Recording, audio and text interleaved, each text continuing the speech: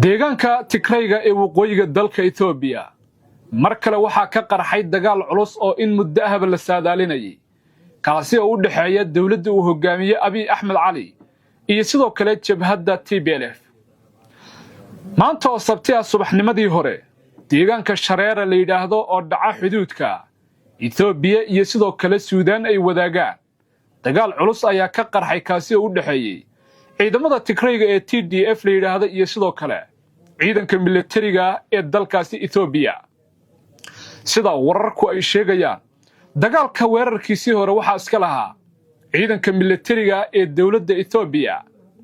waxaana markaasi la sheegay in khasaaro badan halkaasi uu ka dhacay oo waliba loo geystay danka TPLF inkasta oo wali aan la ogaanin khasaaraha rasmiga ah ee markaasi dhinacyada kala gaadhay laakiin sida wararku ay tibaaxayaan ciidanka militariga ee dawladda Itoobiya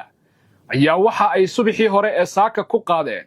weerar cir iyo dhul ah kaasi oo ay u adeegsadeen diyaaradaha iyaga iswada ee markaasi droniska ah iyo sidoo kale madaafiic culus taasi oo ay ku beegsadeen fadhiisimo iyo sidoo kale xeriyo ay ciidamadaasi Tigraygu agagaasi ku lahaayeen intaasi kadib maanta gelinkii dhexe mar kale waxa weerarka soo qaaday sida xogtu ay tibaaxayso ciidamada markaasi dhanka TPLF kuwaas oo mar kale weerar ku soo qaaday goobaha weerarka subaxii hore laga soo qaaday ay ku sugnaayeen ciidanka militariga ee markaasi dawladda Itoobiya sida wararku ay sheegayaan TPLF oo kaliya dagaalkani kuma jirto balse waxa la aaminsan yahay in agagani ay ka dagaalamayaan ciidamo markaasi ka soo tallaabay dhanka Suudaan iyo sidoo kale ciidamo ka imaaday dhanka Eritrea oo xuduud la leh deegaankaasi Tigrayga mar kale dagaalkii TPLF iyo sidoo kale dawladda dhexe ayaa ka qarxay waqooyiga dalkaasi Itoobiya gaar ahaan galbeedka deegaankaasi Tigrayga aaga ay xuduudka ka wadaagaan dhanka Suudaan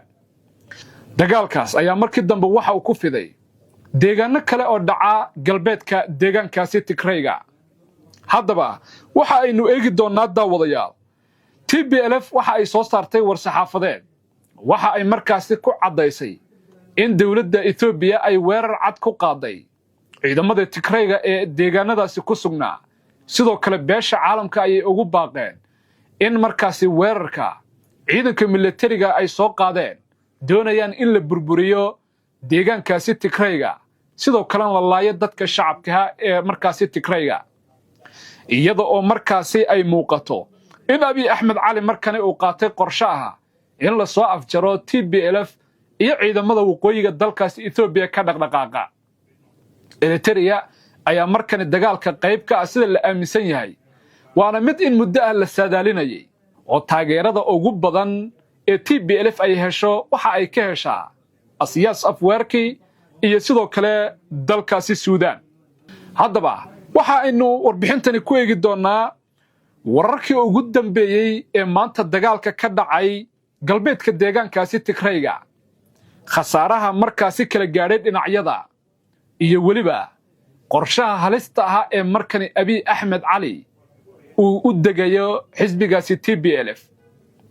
soo dhawaada saaxiibayaal muuqaalka noo la gareeya si share gareeya oo la wadaaga saaxiibadiin si goor walba wararka iyo macluumaadka halkan ay ku baahinayeen soo gaaraan aad ayaa u mahadsantiin